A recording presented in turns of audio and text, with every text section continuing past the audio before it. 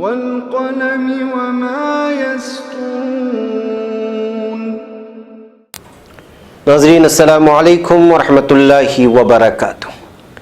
सीधी बात के ताज़ा तरीन प्राइम टाइम में आप लोगों का इस्तकबाल है। नाज़रीन, जैसा कि आप जानते हैं कि इस वक्त मुल्क की जो सूरत हाल बनी हुई है वो बहुत ही तशवीशनाक सूरत हाल है। हिंदुस्तान के और मुल्क के मुख्तलिफ वो शोबे जिन शोबों पर जमहूरियत कायम है और लोगों का एतमाद कायम है, वो इदारे और वो शोबे अपनी आखिरी सांस लेते हुए नज़र आ रहे हैं। आम आवाम से इस तरह के शोबों से इस वक्त यकीन उठता हुआ चला जा रहा है। जी हाँ नाज़रीन, आपने सही समझा। मेरा आज का मौजू है मगरिबी बंगाल में CBI और ममता हुकूमत, BJP और पुलिस के दरमियान जो कल रात हंगामा हुआ और जो खेल खेला गया, जो नाटक रचा गया है, मैं उसी पर आज तबसरा करने वाला हूँ कि सूरत हाल किस कदर तशवीशनाक हो गई है। बहरकैफ नाज़रीन, में तफसीलात में जाने से पहले आप लोगों से दरख्वास्त कर लूँ कि जिन लोगों ने अभी तक हमारे चैनल को सब्सक्राइब नहीं किया है वो सब्सक्राइब करें और हमारी वीडियोस को दूसरों तक पहुँचाने में हमारी मदद करें।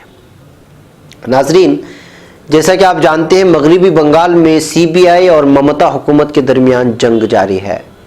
एक जानिब वज़ीर आला ममता बनर्जी CBI और मोदी हुकूमत के खिलाफ कल रात से ही धरने पर बैठ गई हैं। वहीं दूसरी जानिब कलकत्ता के पुलिस कमिश्नर राजीव कुमार से शारदा चिट फंड मामले में पूछताछ करने के लिए CBI ने आज सुप्रीम कोर्ट का दरवाज़ा खटखटाया है।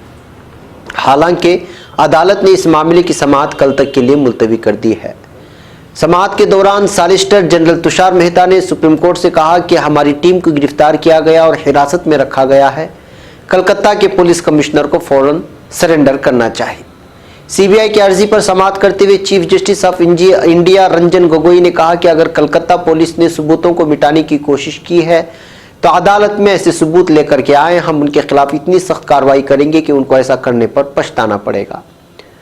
नाज़रीन, काबिल जिक्र है कि इतवार के रोज चिट फंड घोटालों के सिलसिले में कलकत्ता पुलिस कमिश्नर राजीव कुमार से पूछताछ के लिए उनकी रिहाइश पर CBI के अफसरान की एक टीम पहुंची थी, लेकिन वहां तैनात पुलिस वालों ने उन्हें अंदर जाने से रोक दिया और टीम को हिरासत में ले लिया।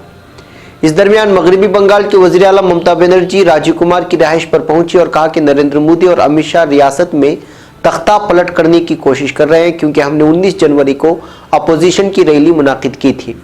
इसके बाद ममता बनर्जी मोदी हुकूमत और CBI के खिलाफ धरने पर बैठ गई हैं, जो अभी तक जारी है।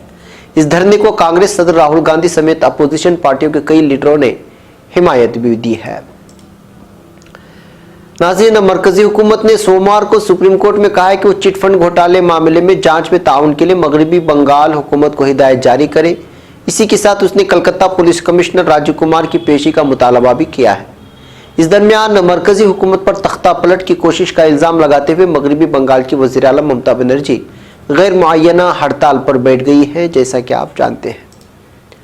नाज़रीन, इस दौरान आज राज्यसभा में भी ये मामला उठा और कार्रवाई मुलतवी हुई। तृणमूल कांग्रेस और समाजवादी पार्टी के अराकीन ने हुकूमत पर मरकजी तफ्तीशी ब्यूरो यानी CBI के गलत इस्तेमाल का इल्ज़ाम लगाते हुए पार्लियामेंट के ऐवान बाला यानी राज्यसभा में हंगामा किया, जिसकी वजह से ऐवान की कार्रवाई पहले 2 बजे फिर दिन भर के लिए मुलतवी कर दी गई। चेयरमैन एम वेंकैया नायडू ने सुबह ऐवान की कार्रवाई मुलतवी होने के बाद जब 2 बजे कार्रवाई शुरू करने की कोशिश की तो ऐवान में तृणमूल कांग्रेस के लीडर डेरिक ओब्रायन ने कहा कि उन्होंने CBI के मामले पर ज़ाब्ता 267 के तहत बहस कराने के लिए नोटिस दिया है। चेयरमैन एम वेंकैया नायडू ने कहा कि उन्होंने सुबह ही अराकीन को वक्फ सिफर में इस मामले पर बोलने का मौका दिया था। इस वक्त आपकी पार्टी के अराकीन चेयरमैन की नशिस्त के करीब आ गए थे। इसी दौरान तृणमूल कांग्रेस और समाजवादी पार्टी के अराकीन चेयरमैन की नशिस्त के करीब आकर नारे लगाने लगे। चेयरमैन एम वेंकैया नायडू ने कहा कि क्या आप ऐवान में बहस नहीं चाहते। उन्होंने कहा कि सदर के खिताब पर शुक्रिया की तहरीक पर बहस होनी चाहिए, जिसमें तमाम अराकीन अवामी मफाद और कौमी मफाद से मुताल्लिक़ मुख्तलिफ मालूमात उठा सकते हैं। दूसरी तरफ पार्लियामेंट के ऐवान ज़ेरी यानी लोकसभा में भी CBI मामले को लेकर हंगामा देखने को मिला। लोकसभा में अपोजिशन पार्टियां CBI और मोदी हुकूमत के खिलाफ लगातार नारेबाजी कर रहे थे और मरकजी हुकूमत पर मरकजी एजेंसियों के गलत इस्तेमाल का इल्ज़ाम आयद कर रहे थे। स्पीकर सुमित्रा महाजन ने हंगामा होते देखकर कार्रवाई पूरे दिन के लिए मुलतवी करने का फैसला किया। इससे कबल लोकसभा में तृणमूल कांग्रेस और दीगर अपोजिशन पार्टियों के अरकान के भारी हंगामे की वजह से पीर को वक्फे सवालात रोकना पड़ा और जबरदस्त शोर शराबे के दरमियान स्पीकर सुमित्रा महाजन को महज 15 मिनट के अंदर ही ऐवान की कार्रवाई 12 बजे तक के लिए मुलतवी करनी पड़ी। इसी दरमियान तृणमूल कांग्रेस और तेलुगु देशम पार्टी के रुकन ऐवान के वस्त में आकर मोदी हटाओ, सीबीआई का गलत इस्तेमाल बंद करो जैसे नारे लगाते हुए हंगामा करने लगे। कांग्रेस के रुकन पहले अपने अपने नशिस्तों पर खड़े होकर राफेल तैयारा मामले पर तख्तियां दिखाते हुए नारे लगाने लगे और फिर चेयरमैन के सामने आ गए। राष्ट्रीय जनता दल के रुकन भी ऐवान के वस्त में आकर नारेबाजी करने लगे। भारी शोर शराबे के दरमियान स्पीकर ने वक्फे सवाल शुरू करने की कोशिश की। कुछ सवालात के जवाब भी दिए गए, लेकिन हंगामा बहुत ज्यादा बढ़ गया था, जिसकी वजह से कुछ नहीं सुनाई दिया और बिल आखिर सुमित्रा महाजन ने ऐवान की कार्रवाई 12 बजे तक के लिए मुलतवी कर दी थी। नाज़रीन, असल में जो हालात इस वक्त हिंदुस्तान के हैं वो नाकाबिले बयान है। बीजेपी को शायद इस बात का अंदाज़ा हो चुका है कि वो 2019 के पार्लिमानी इंतखाबात में शायद ही आवाम की जानिब से चुन कर के आने वाले हैं। इसलिए उन पर इल्ज़ाम लगाया जा रहा है कि 2019 के इंतखाबात से पहले जब तक नरेंद्र मोदी इख्तिदार पर हैं उस वक्त तक अपने तमाम सियासी हलीफों को ज़ेर कर दे और उनके मुताबिक, जैसे मिसाल के तौर पर सीबीआई का पूरा इस्तेमाल करके फंड के मामले में, चिट फंड के मामले में, शारदा चिट फंड के मामले में ममता बनर्जी को घेरने की कोशिश की जाए।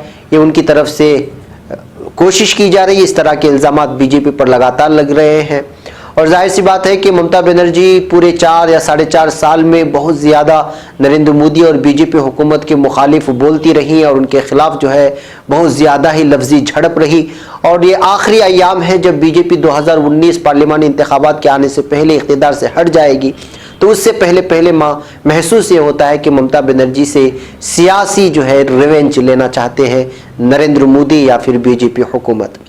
इसके अलावा जो हालात इस वक्त हैं, जैसे कि आमतौर पर जो तबसरे किए जा रहे हैं टीवी वगैरह में कि जो है ये एक बदले की सियासत की जा रही है और सीबीआई पहले के हालात ऐसे पैदा हुए थे कि 1-1.5-2 साल पहले की जो है 4 जज जो है वो बाहर आकर के जो है ये इल्ज़ाम लगाया कि उनको सही तरीके से काम करने नहीं दिया जा रहा है और उसके बाद राफेल घोटाला सामने आया और उसके बाद जो है सीबीआई में किसी को हटाने और किसी को बटाने की बात होने लगी। फिर उसके बाद अचानक अब सीबीआई एक मरतबा फिर सुर्खियों में इस बात को लेकर के है कि वो जो है शारदा चिट फंड के नाम से मगरबी बंगाल में वो दखलंदाजी करना चाह रही थी वहाँ की हुकूमत में और वहाँ के जो लोग इसमें दरियाफ्त हैं वो उनको पकड़ करके गिरफ्तार करके बिलखुसूस जो है पुलिस अफसरान के ज़रिए से छानबीन करना चाहती थी तहकीकात के लिए और गिरफ्तार करने के लिए कल गई, लेकिन एक बहुत बड़ा हंगामा खड़ा हो गया।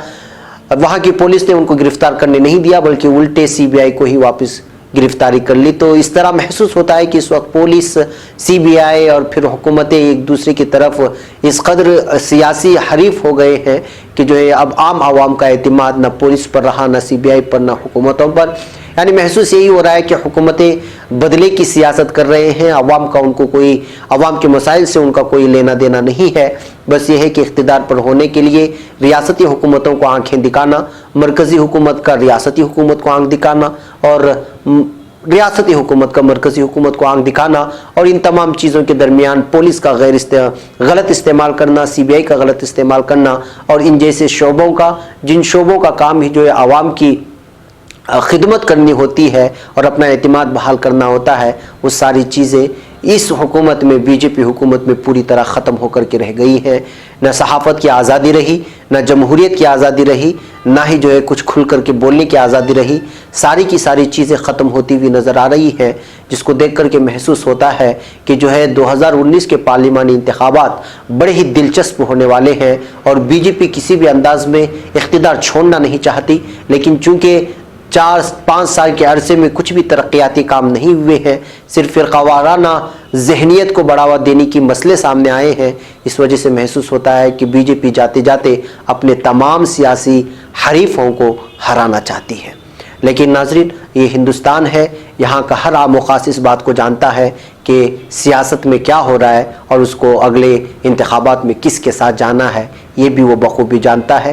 प्राइम टाइम की इसी पैगाम के साथ कि जो है हिंदुस्तान को हरा भरा रहने दे, यहाँ की सियासत को खुला और साफ रहने दें। और ऐसे सियासी पार्टियाँ हमें नहीं चाहिए जो पार्टियाँ आवाम के मसाइल के बजाय आपस में ही उलझ करके हमारी CBI को और यहाँ की पुलिस का गलत इस्तेमाल करने लगी। जी हाँ नाज़रीन, यही प्राइम टाइम का हमारा पैगाम है। मुझे उम्मीद है कि इस पैगाम को आप दूसरों तक पहुँचाएँगे और मुझे यहाँ पर इजाज़त देंगे और चलते चलते जो है हमारे चैनल को सब्सक्राइब ज़रूर करेंगे। मुझे यहाँ पर इजाज़त दें। अस्सलामु अलैकुम वरहमतुल्लाहि वबरकातुहू।